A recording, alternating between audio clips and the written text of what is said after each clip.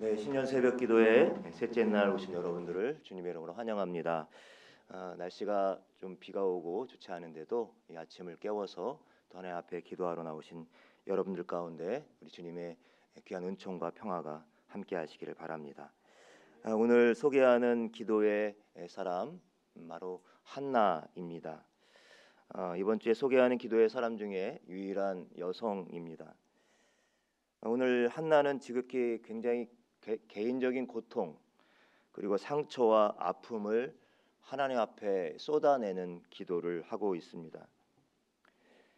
그런데 사실은 이 한나는 그 시대에 보기 드물게 이 행복의 조건을 갖춘 여인이었습니다.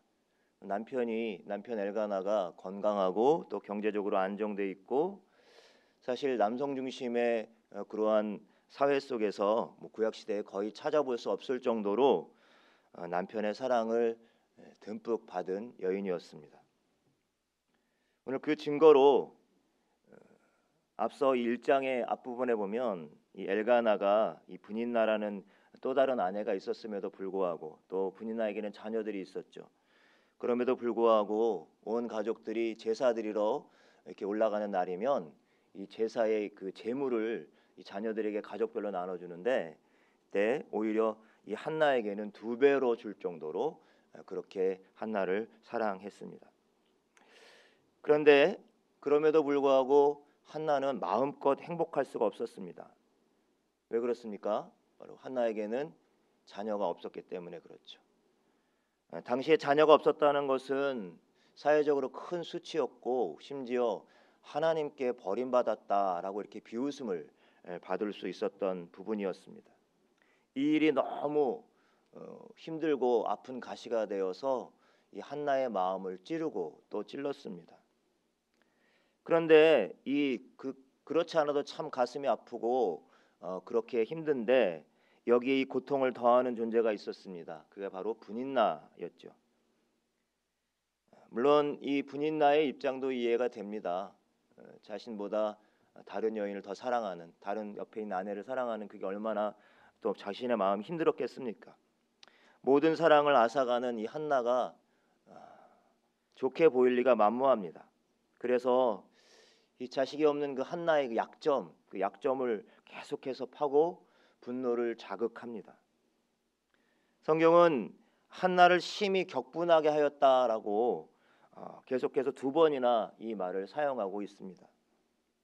분노가 터져나오고 그리고 정말 속이 뒤집힐 때까지 계속해서 이 한나의 그 아픈 상체기를 계속해서 후벼 파는 것입니다. 그래서 한나는 울고 음식마저 먹을 수 없는 상태까지 이르렀다고 합니다. 여러분, 우리가 가만히 보면 우리가 살아가면서 경험하는 갑작스러운 불행이 있죠. 질병이 걸리거나 아니면 어떤 사고를 당하거나 아니면 극심한 어떤 관계 어려움들이나 이런 것들 통해서 심각한 어떤 고통을 당할 때가 있습니다. 그런데 중요한 것은 그 다음에 이 고통을 겪고 있을 때 오히려 그 고통을 더 힘겹게 하고 힘들게 하는 것은 사람들의 차가운 시선이나 때로는 비난이나 오해와 같은 것입니다. 그런 것들이 지금도 힘겹고 어려운데 다른 사람들의 차가운 시선을 당하거나 아니면 어떤 비난을 당하거나 오해를 받을 때 훨씬 더 그 상처는 깊어지고 더 커지게 되는 것이죠. 힘들고 어려운 일을 만난 사람들을 만났을 때 그들을 격려한답시고 조금은 영적인 우월감에 빠져서 은근히 내세우면서 기도해야 해, 기도 안 해서 그래, 그래서 이렇게 된 거야 라고 말한다거나, 가뜩이나 힘들고 죽겠는데 힘내, 그까짓 거 나도 다 해봐서 경험해봐서 알아, 이렇게 말할 때 물론 그것이 상대를 격려하기 위한 선한 의도였을지 모르지만, 그러나 정말로 죽겠고 힘들어하는 사람에게는 그러한 것이 더 2중 3중의 고통이 될 수 있는 것입니다. 오늘 분명히 한나의 고통의 원인은 그가 자녀가 없었던 것이었지만, 사실은 그 고통을 더 힘겹게 하고 그 고통을 더 아프게 했던 것은 바로 관계에서 오는 것이었습니다. 분인나가 그를 격분케 했다는 말이 앞서 두 번이나 나오고 있는 것을 보면 알 수가 있죠. 바로 오늘 말씀의 포인트는 바로 이 고통 가운데, 분노의 상황 가운데 한나가 과연 어떤 선택을 했느냐 하는 것입니다. 여러분, 이미 우리가 다 그 결과를 압니다. 한나는 그 상한 마음을 가지고, 그 고통스러운 마음을 가지고 먼저 하나님 앞에 나아갔다는 것입니다. 무슨 말입니까? 하나님께 나아가 기도했다는 것이죠. 하지만 여러분, 모든 사람이 고통과 분노의 상황 가운데서 하나님께 나아가지는 않습니다. 도리어 어떻게 합니까? 나에게 상처와 분노를 준 대상에게 눈에는 눈, 이에는 이, 이런 심정으로 공격을 하는 것, 이것을 선택하는 경우가 많이 있죠.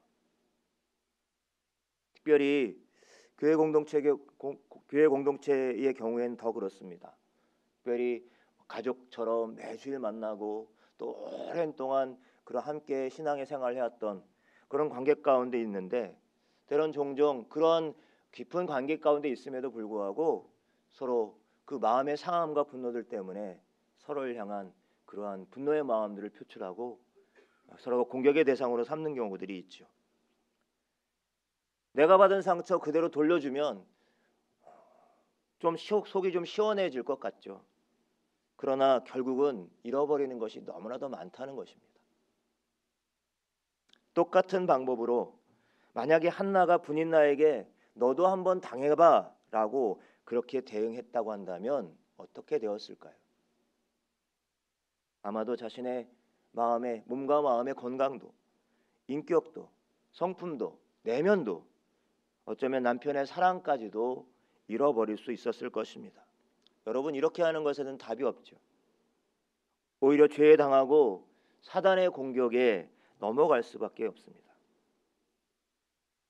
이렇게 자신이 받은 상처를 되갚아준다고 공격하는 사람들이 있는가 하면, 또 한편에는 그냥 무조건 이것을 꾹꾹 눌러 담아 참는 사람들도 있습니다. 겉으로 보기에는 아주 성숙해 보이죠. 참 인내가 많은 사람이고 참을성이 많은 사람처럼 보입니다. 그러나 사실상 이것도 해결책이 아닙니다. 그냥 자기 안에 그냥 눌러둘 뿐입니다. 그러면서 그냥 시간이 지나가면 해결될 것이야 라고 말합니다. 그러나 참고 누른다고 실제로 문제가 해결되지는 않습니다. 오히려 자기 안에 그런 문제와 상처와 아픔들을 그냥 계속 꾹꾹 참고 쌓아두면 그것은 결국 마음의 독이 되어 돌아옵니다. 기쁨이 없고요, 감사가 사라집니다. 무엇보다도 하나님께 대한 기대가 사라져버립니다. 믿음을 잃어버립니다. 독이 쌓이고 처리가 안 되는 순간 삶이 무너져 내려버리는 것이죠. 자신의 의지로 참아낼 수 있다는 생각 그 자체가 바로 교만인 것입니다. 여러분, 오늘 말씀 속에 한나는 분노했습니다. 또 상처받았습니다. 그곳을 해서 고통당했습니다. 하지만 그 분노를 되갚지 않았고요, 그렇다고 그것을 꾹꾹 참고 눌러 있지만도 않았습니다. 오늘 한나는 자신의 모든 상처와 그 아픔과 고통과 분노를 가지고 바로 하나님 앞으로 나아왔습니다. 바로 그 문제를 하나님만이 풀어줄 수 있다는 믿음으로 하나님께 나왔던 것입니다. 여러분, 오늘 10절과 11절 말씀에 보면 바로 한나의 기도가 나오고 있습니다. 한나가 마음이 괴로워서 여호와께 기도하고 통곡하며 서원하며 이르되라고 되어 있죠. 상한 마음으로 마치 토해내듯이 쏟아내듯이 하나님께 기도하고 있습니다. 오늘 서원한 기도의 내용을 보면 아들을 주시면 그를 하나님께 바치겠다는 내용이었습니다. 여러분, 이 내용은 성경에서 이 나실인의 서원을 할 때 드리는 그러한 내용인데요, 그 아들을 하나님께 바치겠다고 하는 것입니다. 이 나실인의 서원으로 아들을 낳아도 이제 아들은 더 이상 자신의 아들이 아닌 게 되는 것이죠. 현실적으로 남편이 죽은 다음에 이스라엘의 여인들은 바로 자신의 삶을 보장해 줄 수 있는 그 사람은 바로 아들이었습니다. 그런데 그 아들을 바침으로 아들을 통한 그러한 혜택을 누리지 않겠다라고 말한 것입니다. 여러분, 이스라엘의 여인에게 있어서 남편 다음으로 자신의 생계와 직접적으로 연결된 것이 바로 아들입니다. 그럼에도 불구하고 지금 한나는 이런 서원을 하고 있는 것입니다. 그만큼 한나의 마음이 고통스럽고 한나의 마음이 절박했다는 것을 알 수가 있죠. 한나가 얼마나 열심히 기도했는지 그것을 물론 엘리가 보고 있었는데요. 그 엘리가 이 한나가 기도하는 걸 보니까 나중에는 소리도 없고 입술만 움직이는 경지에 그렇게 들어갔다라고 그렇게 보고 있습니다. 찬송가 288장 예수로 나의 구주 삼고라는 찬양이 있습니다. 그 2절 가사에 보면 온전히 주께 맡긴 내 영, 온전히 주께 맡긴 내 영, 사랑의 음성을 듣는 중에 천사들 왕래하는 것과 하늘의 영광 보리로다. 3절에는 이렇게 되어 있어요. 주 안의 기쁨 누림으로 마음의 풍랑이 잔잔하니 세상과 나는 간 곳 없고 구속한 주만 보이도다. 마음의 풍랑이 잔잔해지는 거예요. 그리고 구속한 주님만 보이는 거예요. 바로 한나가 하나님 앞에 자신의 그 깊은 고통을 토로하고 쏟아내고 있을 때 바로 이러한 찬송의 고백이 바로 한나의 마음으로 이어지고 있었던 것입니다. 이런 한나를 발견한 엘리는 한나가 취한 줄 알았습니다. 한나는 엘리에게 자신이 술 취한 것이 아니라 하나님 앞에 자신의 마음을 온전히 쏟아놓았기 때문이다 라고 이렇게 말하죠. 그리고 한나에게 엘리는 평안히 가라, 하나님이 당신에게 은혜를 주실 것이라고 말합니다. 이 말씀을 듣고 한나는 돌아가서 오늘 본 말씀 보니까 음식을 먹고 얼굴에 슬픈 기색을 띠지 않았다라고 했죠. 물론 돌아가서 엘가나와 사이에 이제 아들이 생겼습니다. 그 아들이 바로 사무엘이었습니다. 하지만 여러분, 오늘 18절 그 이상의 말씀에 보면 이런 아들에 대한 구체적인 약속, 아들을 줄 거야 라는 그런 약속을 받았기 때문에 이 한나가 평온을 찾은 것이 아니었습니다. 그저 하나님께 자신의 상한 마음과 분노를 쏟아낸 결과 아직 사실 상황이 바뀐 것은 없었습니다. 그러나 하나님은 한나에게 평안을 선물로 주셨던 것이죠. 여러분, 오늘 한나가 드린 이 기도는 우리에게, 우리가 실패하든 고통 가운데 있든 우리가 아픈 기억 가운데 있든지 간에 심지어 우리가 악할 때에도조차 하나님 앞에 나아가 아뢰는 것만으로 우리의 심정을, 우리의 마음을 토해내는 것만으로도 그것은 은혜로 바뀌고 또 하나님의 위로와 치유의 역사가 일어날 수 있다고 하는 것입니다. 오늘 이 한나의 기도를 묵상하며 우리가 얻는 또 한 가지의 교훈이 있습니다. 비록 한나가 자신의 어떤 굉장히 개인적인 그 고통, 분노, 이 아픔을 갖고 하나님께 나아가 기도하였지만 하나님께서는 이 한나의 기도를 그냥 한나의 한 개인의 기도로 또 한나 한 개인의 응답으로 그렇게 끝내지 않으셨다고 하는 것이죠. 오늘 읽진 않았습니다만 사무엘상 1장 5절에 보면 여호와께서 그에게 한나에게 임신하지 못하게 하셨다라고 되어 있어요. 다시 말하면 한나의 이 고통의 배후에 하나님이 계셨다는 것입니다. 어떻게 하나님이 이러실 수가 있지? 이것이 우리들의 생각일 수 있겠습니다. 하지만 이 말이 우리가 인생 가운데 겪는 모든 고통의 원인이 다 하나님께 있다는 말이 아닙니다. 다만 하나님의 계획이 있었다는 거죠. 하나님께서는 이 가냘픈 여인의 고통을 통해서 앞으로 이어질 메시아 왕국의 원형인 다윗 왕국의 씨앗을 심었다는 것입니다. 그가 바로 사무엘이었죠. 여러분, 바로 사무엘은 사사였습니다. 그렇죠? 사사 시대의 마지막이었습니다.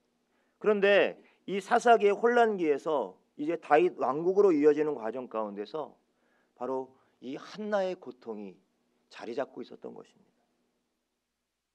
한나는 이런 큰 역사의 그림을 보면서 하나님께 나와서 기도한 것이 아니었습니다. 그냥 자신의 고통을 하나님께 토로하고 쏟아내었을 뿐입니다. 그런데 놀랍게도 하나님께서는 그녀의 고통 속에 있는 그 기도를 들으시고 그녀의 그 기도에 응답하셨을 뿐만 아니라 하나님의 역사의 이야기를 펼쳐가는 첫 응답으로 사용하셨다고 하는 것입니다. 여러분, 해를 넘겼지만 우리들의 삶의 자리에 아직도 여전히 해결되지 않는 어떤 분노의 마음들, 아픔, 상처, 고통 이런 것이 있을 수 있을 것입니다.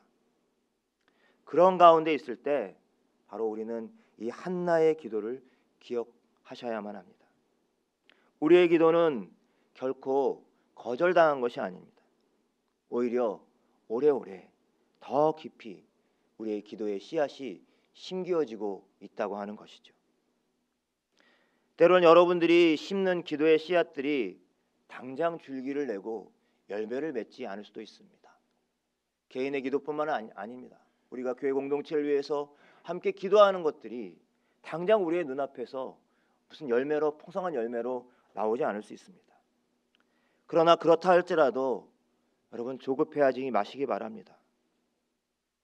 우리들의 속도가 아닌 하나님의 속도에 우리를 맞출 수 있기를 바랍니다. 물론 우리가 심은 기도의 씨앗의 열매를 우리 생전에 보지 못할 수도 있습니다. 그러나 우리 하나님께서는 분명히 응답하실 것입니다. 그러므로 오늘 하나님의 역사를 펼쳐낼 그 기도의 씨앗 그 하나를 심어가는 저와 여러분 그리고 우리 높은 뜻 섬기는 교회 공동체가 되기를 간절히 축복합니다.